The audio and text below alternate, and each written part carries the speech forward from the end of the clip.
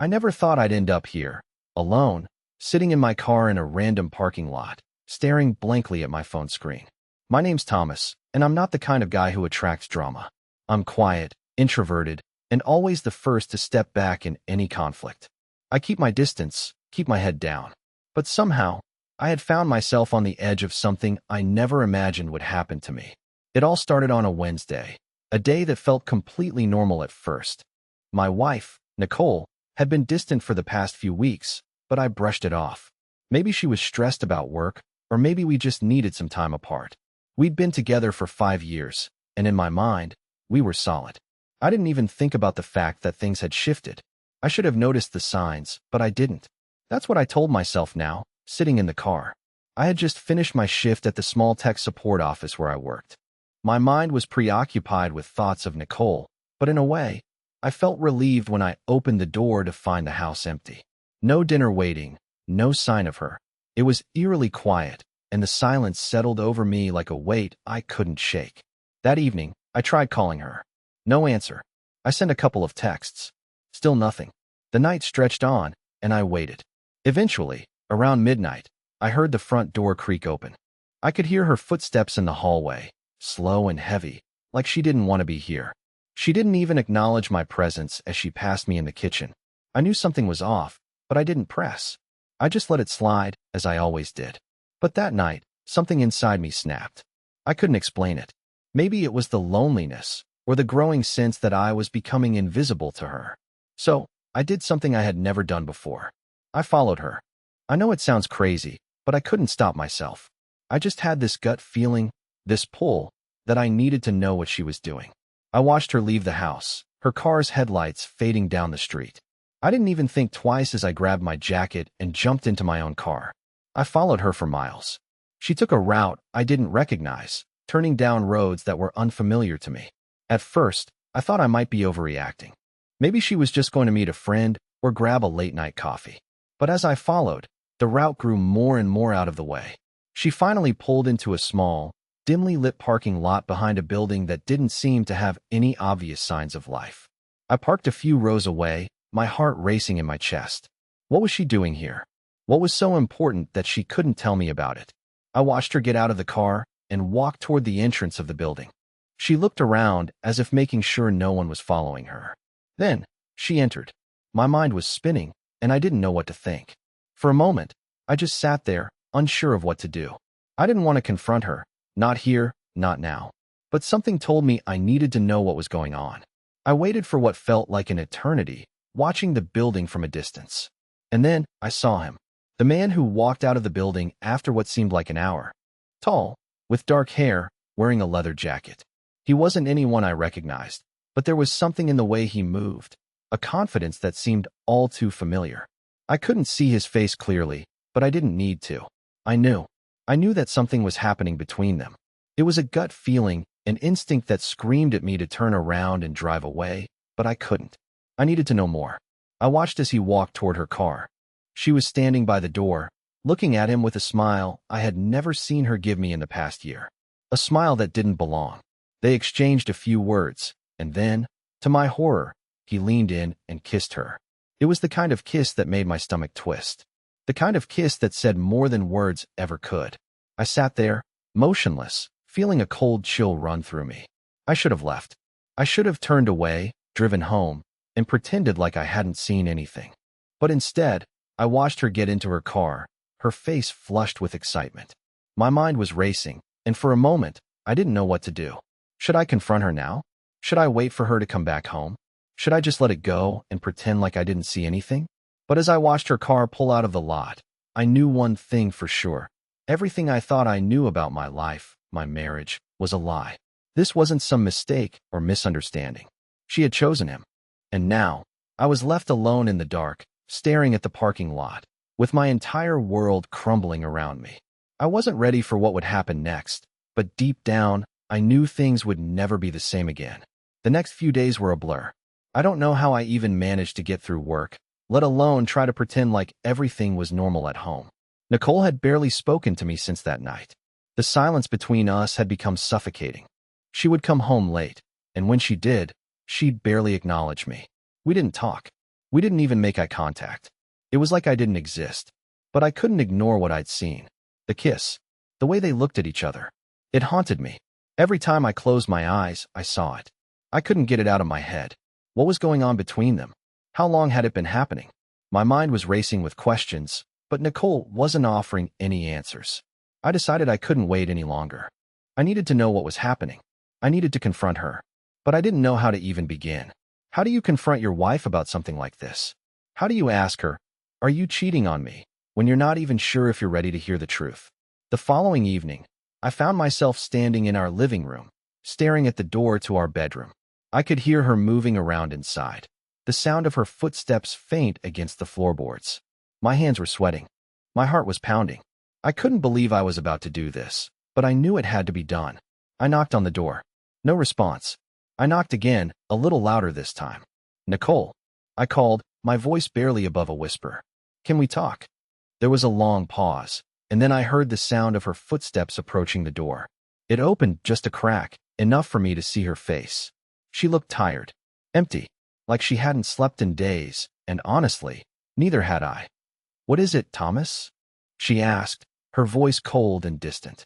I didn't know how to start. How do you even begin a conversation like this? But there was no going back now. I saw something the other night, I said, my words trembling. Something that didn't sit right with me. Her eyes narrowed slightly, and I could see the tension building in her. She was already preparing herself for whatever I was about to say. "What are you talking about?" she asked, her tone defensive. I took a deep breath, trying to steady myself. "I saw you with someone. At that building. The parking lot. I saw you kiss him." Her face went pale, and for a moment, I thought she might say something, but she didn't. She just stood there, staring at me, like I had just punched her in the gut. "Nicole, what's going on?" I asked, my voice cracking. "Who is he? What's happening? I need to know." For a moment, there was complete silence. Then she stepped back, pulling the door open wider, and motioned for me to come inside. I hesitated, but I knew I had to go in. I wasn't going to get any answers standing in the hallway. I stepped inside, and she closed the door behind me. We stood there, facing each other in the dim light of the room, the weight of everything hanging in the air between us. "I didn't mean for you to find out like this," she said, her voice quieter now, almost as if she was ashamed. "But I guess it was only a matter of time." I waited, my heart pounding in my chest. "So it's true then? You're seeing him?" She nodded slowly, her eyes avoiding mine. "His name is David.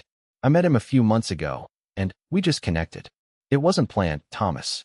It just happened." My head was spinning. The words she was saying didn't seem real.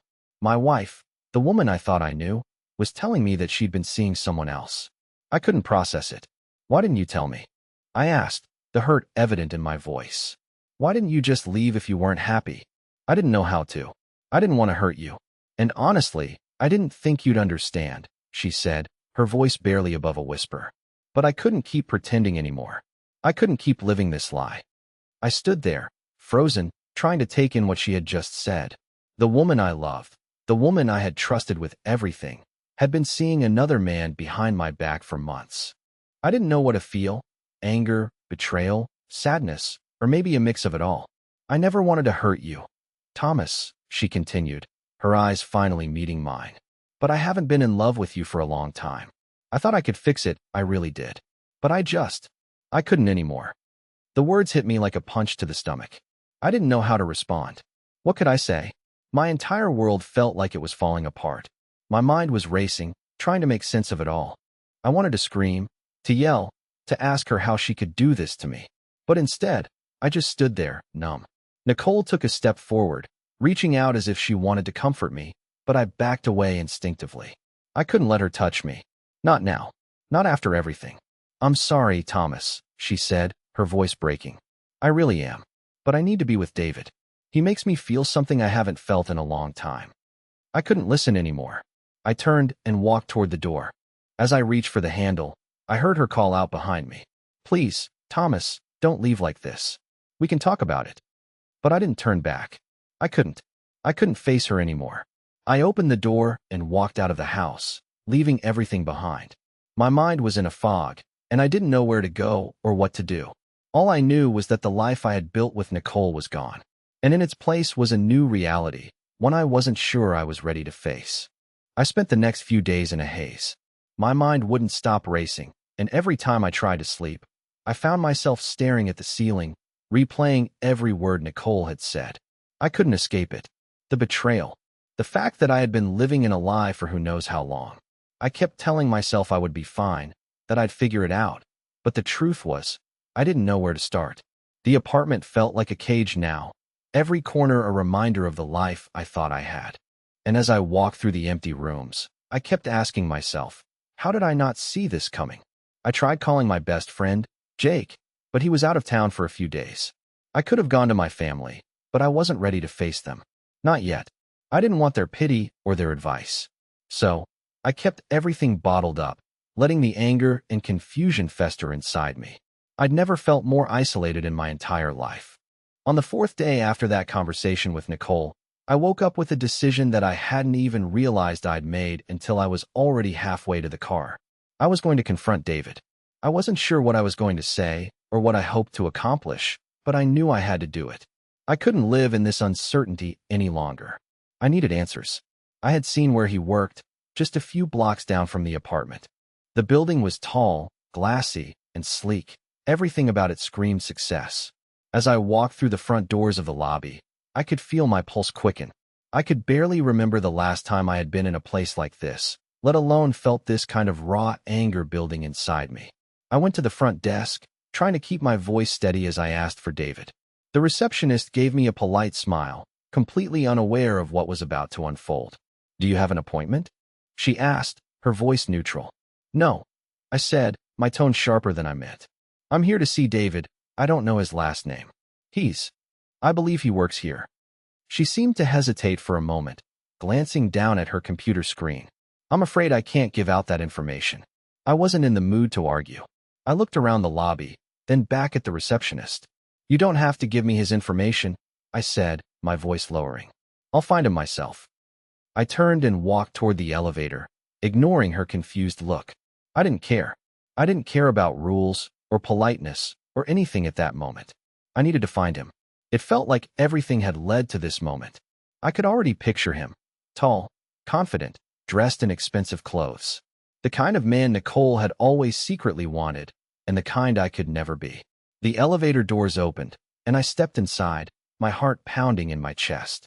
I hit the button for the top floor, telling myself this was just going to be a conversation, just an explanation. But the closer I got to the top floor, the more my mind raced with darker thoughts. What if I didn't just want answers? What if I wanted something more?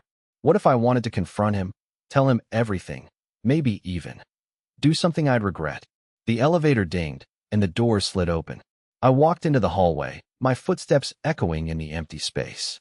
I found his office by the glass door with a nameplate. David L. It said, the name simple yet final. I didn't knock. I just opened the door. He was sitting at his desk, facing away from me, looking at his computer screen. He didn't hear me enter. I stood there for a moment, watching him, trying to control my breathing, trying to stop the rage that was building up inside me. But it was too late. My presence was already like a storm in the room. "David," I said, my voice steady but cold. He turned, a surprised look crossing his face when he saw me standing in the doorway. For a moment, we just stared at each other, the tension in the room thick enough to cut with a knife. He wasn't the person I imagined. He wasn't tall or overly confident. He was just a man who had taken everything from me. "Who are you?" he asked, standing up now, his voice suddenly cautious. I could see the slight shift in his posture, the way he started to size me up. He knew who I was, of course. He had to. "I'm Thomas," I said, taking a step into the room. "I'm Nicole's husband." The words felt heavy, like they were meant to burn, but all they did was hang in the air between us. His face shifted, but only slightly. He didn't seem surprised. If anything, he looked almost bored. "I'm guessing you're here for an explanation," David said, leaning back against his desk.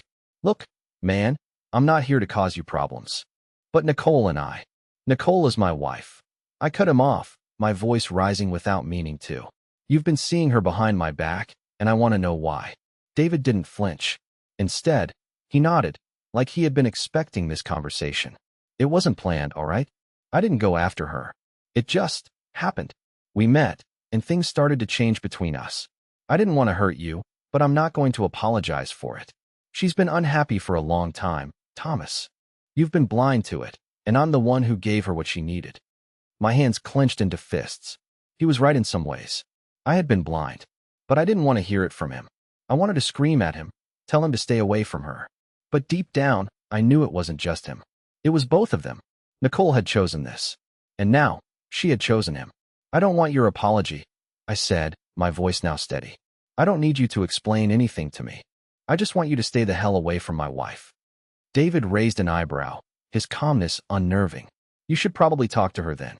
She's made up her mind. I felt a sudden wave of coldness. The world around me felt like it was crashing down, but I couldn't show it. Not here. Not in front of him. I will, I said, turning to leave. But before I could get to the door, David's voice stopped me.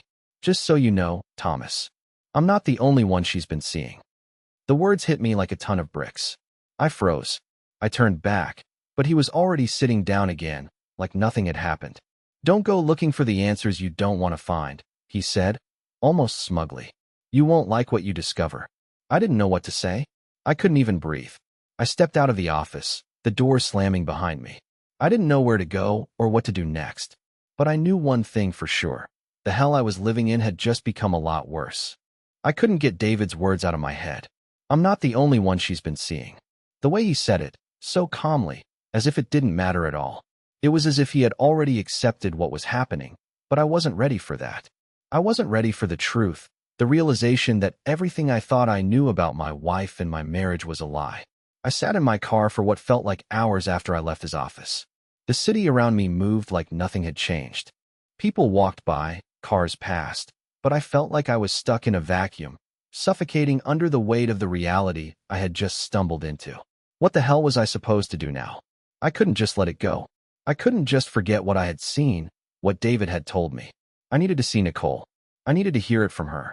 I didn't know how she could do this to me, to us, but I had to confront her. I couldn't keep playing this waiting game. I needed to know who else she was seeing and why. I drove home, the familiar streets now feeling foreign. When I reached our apartment building, I took a deep breath and stepped out of the car. My legs felt weak, like they were betraying me, but I forced myself to move. As I approached the door to our apartment, the weight of what I was about to do hit me all over again. But there was no turning back now. I knocked on the door, and for a moment, I thought she wouldn't answer. But then I heard her footsteps, slow and deliberate, coming from the other side. The door opened, and Nicole stood there, looking at me with that same empty expression she had worn since everything had started to unravel. Thomas, she said, her voice low, but there was something different about it now. There was no warmth, no affection, just the tone of a woman who had already made her choice. I didn't say anything at first. I just stared at her, trying to find the words, but they wouldn't come. My throat felt tight, like I was choking on the truth I didn't want to hear. Finally, after what felt like an eternity, I spoke. I talked to him. I said, my voice shaking slightly, more from anger than anything else. David, he told me. He told me I'm not the only one you've been seeing. Her eyes flickered for just a second, a brief moment of hesitation. But it was enough for me to see it. The guilt, the shame she was trying so hard to hide. She looked down at the floor, unable to meet my gaze. I didn't want you to find out this way, Thomas, she whispered, her voice barely audible. I never meant to hurt you.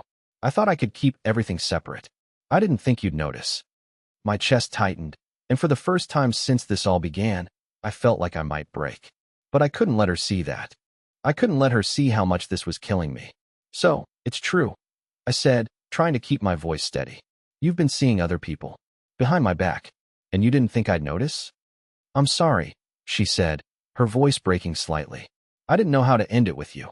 I've been unhappy for so long, Thomas. I thought maybe things would get better, but they didn't. And then I met David, and I just couldn't stop myself. It felt good to be wanted again. Her words hit me like a slap in the face. I had never expected her to admit it so plainly, so coldly. There was no regret in her voice, just a hollow honesty that stung even more than the betrayal itself. I never wanted to hurt you, she continued, her voice barely a whisper now. But I haven't loved you for a long time. And I think deep down, you knew that, too.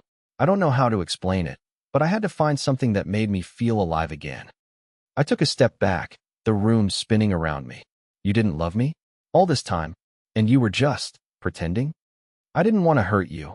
Thomas, she repeated, her eyes pleading now. I just didn't know how to tell you. I didn't know how to leave without destroying everything. I deserve the truth, I said, my voice suddenly sharp, cutting through the air like a blade. You don't get to keep lying to me, Nicole. Not anymore. I deserve to know everything. All of it. She opened her mouth as if she was going to say something, but then closed it again, looking away. I could see the tears welling in her eyes, but I didn't care anymore. This wasn't about her tears. This was about the truth. This was about me, and the life I thought I had, being torn apart. So who else is it? I demanded, my voice rising now. Who else are you seeing? David isn't the only one, is he? Nicole's silence was all the answer I needed. I could see the truth in her eyes. There were more. There had to be. How long had she been lying to me? How many people had she turned to when I wasn't enough? I don't have to tell you that, she finally whispered, her voice shaking. I don't owe you that anymore. I need to be free, Thomas. I can't keep living this way. The words crashed into me like a tidal wave. I wanted to scream, to shout at her, but I couldn't. I was too far gone, too exhausted from the constant whirlwind of emotions. Instead, I just turned and walked out the door. I didn't look back. As I stepped out into the hallway, the weight of everything finally hit me. I had given her everything. My trust, my heart, my loyalty. And in return, she had shattered it all. But that wasn't the worst part. The worst part was that I had been so blind to it all. I had been so wrapped up in the life I thought we were building that I hadn't seen the cracks forming beneath the surface. I didn't know where I was going next, but I knew one thing for sure. This wasn't over. The next few days passed in a blur of disbelief and anger. I couldn't shake the image of Nicole's face when she told me she didn't love me anymore. It echoed in my mind every time I tried to sleep, every time I picked up my phone. I had to get away. I had to clear my head. So I did what any person in my situation would do. I left. I didn't know where I was going, but I knew I couldn't stay in that apartment for another minute. I drove aimlessly through the city, my hands gripping the steering wheel until my knuckles were white. I had to do something, anything, to feel in control again, to feel like I could still breathe. After hours of mindlessly driving, I found myself on a highway leading out of town. I didn't even know where I was headed. I just knew that I needed distance. From Nicole, from the life I had built, from the life I was now losing. I pulled into a small, run-down motel on the outskirts of the city, far enough away to not feel like anyone could find me, but close enough that I could still feel tethered to my past. I checked in under a false name, not wanting anyone to know where I was, not wanting anyone to ask questions. The room was cheap and smelled faintly of stale cigarette smoke, but it didn't matter. I threw my bag onto the bed, sat down, and tried to breathe, but nothing felt right. I couldn't escape what had happened. Nicole's betrayal, David's smug expression, the weight of the truth that had been laid bare in front of me. I needed to do something. I couldn't just sit here, waiting for the next bombshell to drop. But what? What could I possibly do in this mess? I couldn't fix it. I couldn't fix her. I couldn't even fix myself. My phone buzzed, breaking the silence in the room. It was a text from Jake. Dude, where are you? I've been trying to reach you. Everything okay? I stared at the message for a long moment, my fingers hovering over the keyboard. Jake was the one person who knew me better than anyone else. The one person I could count on. But could I tell him everything? Could I say the words out loud? I couldn't even admit it to myself, let alone to him. After a few moments, I typed back. I'm fine. Just needed some time. I'll be back soon. I hit send, then immediately regretted it. Why was I lying? I wasn't fine. I was falling apart, and I didn't know how to stop it. I didn't know how long I sat there, staring at the blank walls of the motel room, but at some point, I fell asleep. My dreams were filled with images of Nicole and David, flashes of her smiling at him, her hand on his chest, her eyes locked with his. Every time I tried to pull away from the dream, it only got worse. It was like I was trapped in my own mind, a prisoner of my own thoughts. When I woke up, it was dark outside, and the room was quiet. For a brief moment, I felt like I could pretend everything was normal, like I could go back and undo it all. But then reality came crashing back, and I realized it wasn't going to be that simple. Nothing was simple anymore. I checked the time on my phone. It was late, but I knew I had to make a decision. I couldn't keep running. I couldn't keep hiding. I had to face the truth, even if it destroyed me. I stood up and grabbed my jacket, walking out of the room. I didn't know where I was going, but as I stepped outside, I saw a familiar face across the parking lot. It was him, David. My heart skipped a beat. What the hell was he doing here? How did he find me? I froze, staring at him as he walked toward me.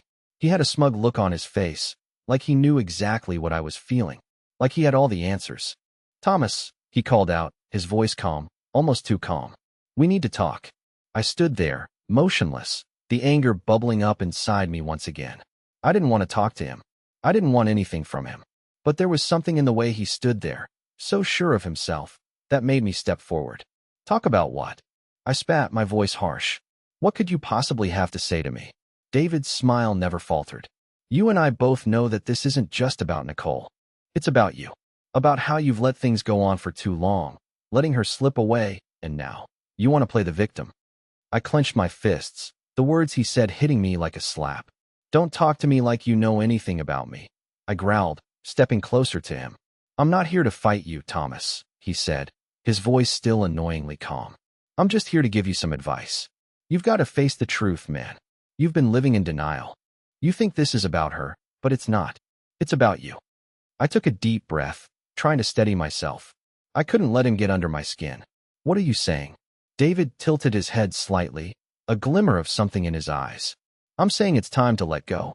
Nicole made her choice. And you're only hurting yourself by holding on to something that's already over.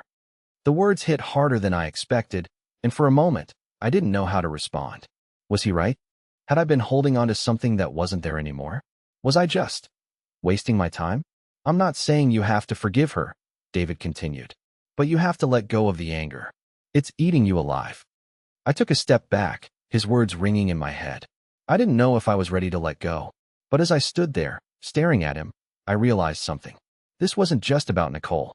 This was about me, too. I couldn't keep drowning in my own misery. I had to find a way out. I had to find my own peace. I'm done, I said, my voice low but steady. I'm done with all of this. David's smile deepened. Good. I'm glad you finally get it. I didn't say another word. I turned and walked away, not looking back. This was my life now, and it was up to me to decide what came next. I had no idea what the future held, but for the first time in days, I felt like I could breathe again. It's strange, you know, how quickly life can change. One moment, everything feels like it's falling apart, and then, almost without warning, you realize you're standing on solid ground again, even if just for a moment. That night, I stayed in the motel room. I didn't want to go back home yet, not after everything that had happened, but I felt a strange shift inside me. I couldn't exactly explain it, but it was like something in me had clicked, a realization that maybe, just maybe, I didn't need to keep fighting this fight. Maybe it was time to move forward, to let go. I couldn't stay there forever, though. I knew that. I couldn't live in a tiny motel room, replaying the same scene in my head over and over again. As much as I wanted to just disappear, I couldn't. Eventually, I had to face what was waiting for me back home. The next day, I packed up my things and left the motel. I didn't tell Jake where I had gone. I didn't tell anyone. I was still too ashamed, still too angry to face anyone. So, I went back to the city, to the place where everything had started, and where it all fell apart. When I got back to the apartment, I stood outside for a few minutes, staring at the door. I wasn't sure what I was expecting to find on the other side. Nicole? Her things still scattered around the place? Or maybe nothing at all. I couldn't predict what was waiting for me anymore. I walked in slowly, feeling the weight of everything pressing down on me. The apartment felt cold and empty, like a house that hadn't been lived in for years, even though it had only been a few days. I stepped into the living room and stopped dead in my tracks. There, sitting on the couch, was Nicole. Her eyes were red, as if she had been crying for hours. She looked at me with that same emptiness I had seen the other day. It hit me all over again. She was gone. I wasn't looking at the woman I had once loved. I was looking at a stranger. Thomas, she said, her voice quiet, almost pleading. I didn't expect you to come back. I stood there, frozen. I didn't know what to say. Part of me wanted to yell at her, to demand answers for all of this, but another part of me just wanted to turn around and leave, to forget this place ever existed. I came back because I need to know, I finally said, my voice strained. I need to know if this is really over. If you're really done with me. She didn't say anything at first. She just stared at the floor, her hands trembling in her lap. I'm so sorry, Thomas, she whispered, her voice barely audible. I never meant for any of this to happen. But I can't keep pretending. I can't keep living a lie. I took a deep breath, trying to steady myself. It felt like my whole body was shaking. Then what? What is this? What are we now? Nicole finally looked up at me, her eyes filled with pain. I don't know. I don't know what to call this anymore. I don't know what I want. All I know is that I can't keep living like this. I can't keep hurting you. Her words cut through me like a knife. I couldn't look at her. I couldn't look at the woman who had once promised to be by my side forever, now telling me she couldn't even stand to be with me. I turned away, unable to hold back the tears that threatened to spill. I didn't want this to happen, she continued, her voice shaking. I never wanted to hurt you, but I felt trapped. I felt like I was drowning, like I was losing myself. And when I met David, it felt like something I could hold on to. It felt like I could breathe again. The pain in her voice was almost too much to bear. It wasn't just her betrayal that hurt. It was the fact that she had been struggling for so long, and I never saw it. I never even noticed how far apart we had grown. I don't know what to do anymore, I said, my voice hoarse. I don't know what to feel. I don't either, she whispered. But I can't keep doing this. I can't keep lying to myself, to you. We both sat there in silence, the weight of everything pressing down on us. There was no resolution, no easy way to fix this. I didn't know what came next. I didn't know if we could ever go back to the way things were, if we could even be friends after everything that had happened. I'll leave, she said, breaking the silence. I'll get my things. I'll go stay somewhere else for now. You don't deserve this. You don't deserve me. I couldn't respond. What was there to say? The woman I had loved for so long was leaving, and I couldn't do anything to stop it. I felt numb, like I was watching everything from the outside, unable to affect any of it. She stood up, her movements slow, almost reluctant. I'm sorry, she said again, her voice cracking. I never wanted to hurt you, but I think it's better this way. I didn't look up as she walked toward the door. I didn't want to see her leave, but I could hear the sound of her footsteps, each one echoing in the silence that had settled between us. The door creaked open, then closed behind her, and just like that, she was gone. I stood there for a long time, not sure what I was supposed to feel. Anger? Sadness? Relief? But in that moment, I felt nothing. It was as if everything had been stripped away, and I was left with nothing but the aftermath of the life we had shared. I didn't know what came next. I didn't know what my future looked like without Nicole in it. But as I sat there in the quiet apartment, I realized one thing. I had to move on. I had to rebuild. It was the only way I could survive. The days after Nicole left were nothing short of surreal. My life had been turned upside down, and I was still trying to piece together the fragments of everything I thought I knew. It felt like I had lost more than just a partner. I had lost a part of myself, too. The apartment was now an empty shell, a reminder of the life I used to have, of the life I had to leave behind. I spent the first few days in a haze. I couldn't bring myself to do much. I didn't want to go out. I didn't want to talk to anyone. I felt completely disconnected from everything. Jake had called a few times, but I didn't answer. I wasn't ready to face anyone. I didn't even know what I was supposed to say. I didn't want anyone's pity. I didn't want to hear them tell me everything would be okay. Because deep down, I knew it wouldn't be. It wasn't until the 5th day that I finally left the apartment. I had been staring at the same 4 walls for too long, and something inside me snapped. I couldn't keep living like this. I had to get out, even if just for a few hours. The world outside felt so distant, yet I was craving it, as though I needed to remind myself that life was still going on, even though mine had come to a standstill. I walked through the streets, feeling like a ghost, like a spectator in my own life.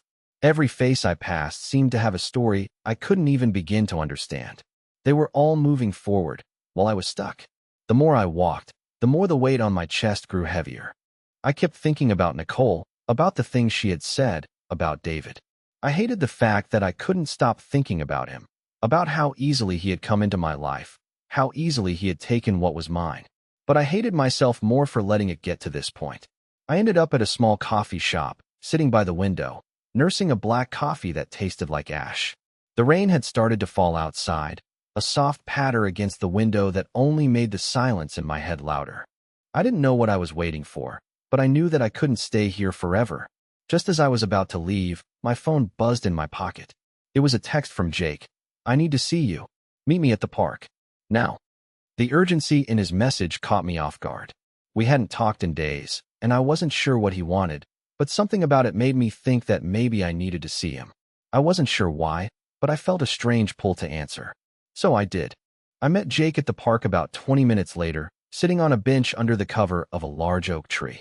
The rain had stopped, but the air was still thick with humidity. Jake was waiting for me, his expression serious. When I sat down beside him, he didn't immediately speak. Instead, he just looked at me, sizing me up like he was trying to figure out where I was emotionally. "You look like shit, man," Jake finally said, his voice blunt, but there was no malice behind it. I let out a dry laugh, but it didn't feel right. "Thanks. I feel like shit." We sat in silence for a while, the weight of everything between us. I didn't know what to say to him. I didn't know what to tell him about Nicole, about David, about everything that had happened. I was still processing it, still trying to make sense of it all. "You can't keep doing this, Thomas," Jake said after a few minutes, his tone softer now. "You're hurting yourself more than you realize. I know it's tough, but you need to get a grip on this. It's not the end of the world, man. I know it feels like it, but it's not." I looked at him, searching his face for any signs of the friend I had known for years, the one who had always been there for me. But right now, it felt like he was a stranger too. How could he possibly understand what I was going through? How could anyone? "You don't get it, Jake," I said, my voice cracking. "She's gone, and I don't know how to get over it. I don't know how to let go. I don't know how to move on." Jake shook his head, looking at me like I had just said something absurd. "Of course you don't. But you will. I know it feels like this is the end, but you have to start thinking about yourself again. This isn't you. You've been letting her define you for too long. You're still you, man. You're still alive. And you need to live again." His words hit me harder than I expected. There was something in the way he said it, something that made me realize that maybe, just maybe, I had been living for someone else for too long. Maybe I had lost myself in trying to keep things together, in trying to make Nicole happy. "You're right," I whispered, though it felt like admitting it would break me. I've been so focused on trying to fix this mess with Nicole that I forgot about myself. I forgot who I am. Jake looked at me seriously. "Exactly. You've got to take control now. Don't let this define you. Don't let it destroy you. It's going to take time, but you've got to start with small steps. Just don't give up." I didn't have the energy to argue with him. His words sank deep into me, like seeds being planted in the cracks of my heart. Maybe it wasn't the end of the world. Maybe this was just a chapter that had come to a close. But I wasn't sure I could close the book just yet. I wasn't sure I was ready. "I'll try," I said, though it felt weak. "I don't know how to do it, but I'll try." Jake smiled, slapping me on the back. "That's all I'm asking for. We're not going to figure it all out today, but you need to start somewhere." We sat there for a while longer, the weight of the conversation still lingering in the air, but something had shifted. I wasn't okay, and I wasn't going to be okay anytime soon, but maybe this was a start. Maybe, just maybe, it was time to rebuild. It's funny how, even when you think you're at rock bottom, there's always some way to rise back up. Maybe it's the people around you, or maybe it's just that one quiet moment when everything clicks, and you realize that life, no matter how much it throws at you, keeps going. And so do you. The days after my conversation with Jake were different. Not easier, not perfect, but different. I didn't suddenly become this picture of happiness or strength, but I found a way to keep moving. One day at a time, I started picking up the pieces of my life, even though some of those pieces felt broken beyond repair. I found myself running again, something I used to do when I needed to clear my head. I started reading again, something I had neglected in the chaos of the past months. I even started cooking for myself, something I'd always enjoyed but had forgotten in the blur of what had been my marriage. It wasn't a magical transformation. It was a slow, painful process. But as I began to put my life back together, I realized something I hadn't seen before. I had forgotten how strong I was.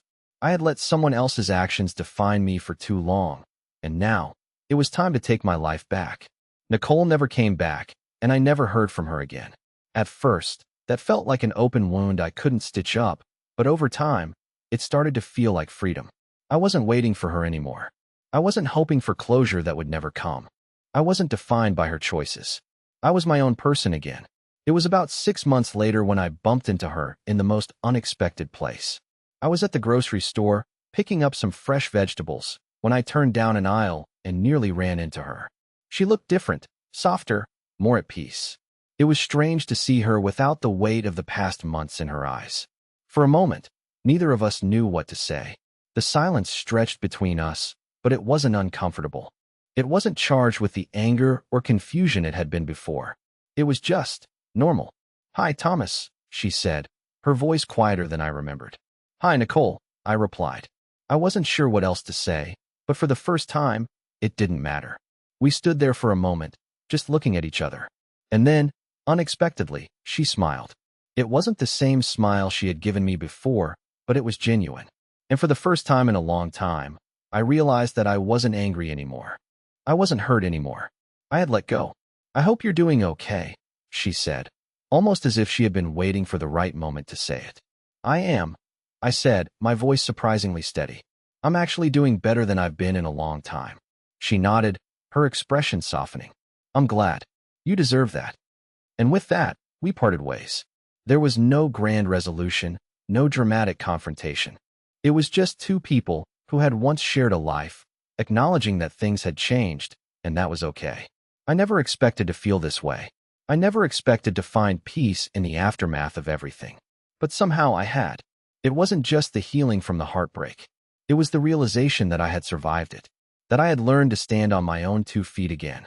And that, in the end, everything, the good, the bad, the messy, had led me to this moment, to a future that was mine to shape.